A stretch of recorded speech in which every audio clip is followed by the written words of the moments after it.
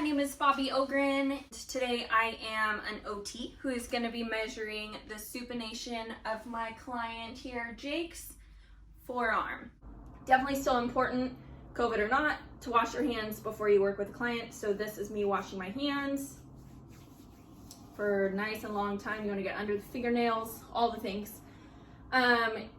If you don't have access to running water and soap, you can use hand sanitizer. It's not as great, but it works in a pinch. Okay, so we're going to be doing the range of motion of forearm supination.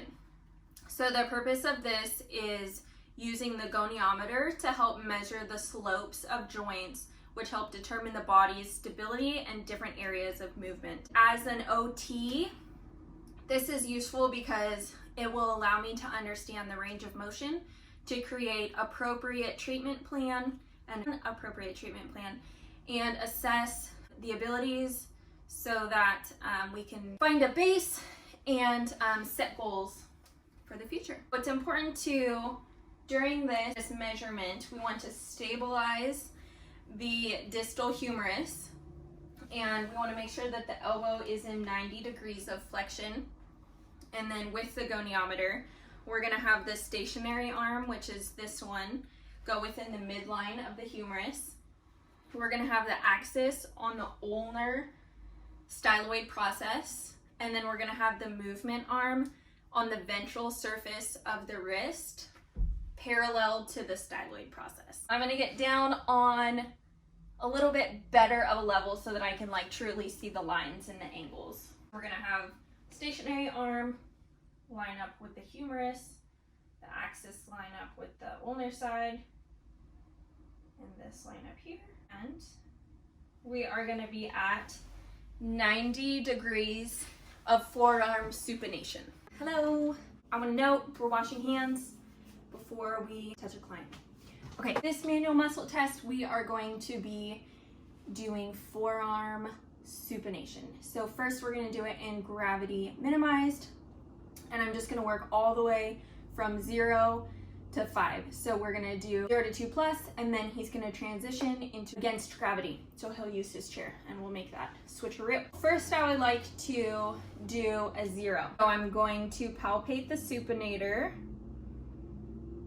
and he is going to try and supinate his hand. So go ahead and try. And there is no muscle contraction, so that's going to be a 0. Moving on to a 1. I'm still going to palpate the supinator, okay, and go ahead, okay, and I'm feeling some contraction, but there's no movement, so he's going to be at a 1. Moving on to a 2 minus. This is where he is able to move through partial range of motion, so I'm palpating again, 2 minus, partial, great, and we can see that he's got some partial range of motion towards supination. Now we're going to move on to a 2, which is going to be full range of motion. So go ahead and twist your great job. That looks great. So that's a 2. Now moving on to a 2 plus, that's a little bit tricky. So in the gravity minimized or gravity eliminated section, this is where it moves through a complete range of motion and then holds pressure. So go ahead and move. Yep, great job. So that's going to be 2 minus because he's able to hold it. And now we're going to switch. Go ahead and relax. Now we're going to go ahead and switch into against gravity. So grab that chair if you will. Okay. And now perfect. Great setup. We're going to just try and switch you to 90 degrees here. So now we're going to go through 2 plus, which is partial range of motion against gravity. So I'm going to take this hand and kind of stabilize. And I'm going to find the supinator, which is here, okay, and go ahead and try, great job, and see how he is partially there, but just not quite all the way. So go ahead and relax, great job, thank you. Now we're gonna move to 3 minus, which is gonna be 50% or more of range of motion, but not quite 100. So again, grabbing here, finding the supinator, which is here on the forearm, and go ahead and palm up. Yeah, nice, not quite all the way, so that's going to be a true 3 minus there. Now we're going to move on to a 3, which is no resistance. So I'm gonna push up against your arm and you're gonna try to resist it. So nice, I'm gonna hold you here. Nice, and he's gonna start out in supination and then try to pronate. Well, I'm coming from underneath and he's gonna try to resist my movement, but since he's in a 3, you're gonna just go ahead and break right away, so you're not gonna be able to resist it. Okay, ready? 1, 2, 3. Great. Okay, so that's a true 3, so he's not able to hold any resistance. Moving on to a 3+, this is gonna be minimal resistance. You're gonna break on the second, don't let me break you. Okay, ready? Don't let me break you, don't let me break you. Nice. Okay, so that's a true 3+.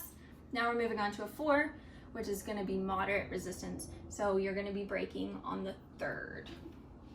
So holding here, and then don't let me break you, don't let me break you, don't let me break you. Great. So that was 4, so that was moderate resistance. He held on for a while, but eventually it did break. So now in maximal resistance, this is full strength, so he is able to resist my pressure the entire time. Okay, are you ready? And don't let me break you, don't let me break you, don't let me break you. Nice job. Okay, clearly not gonna resist.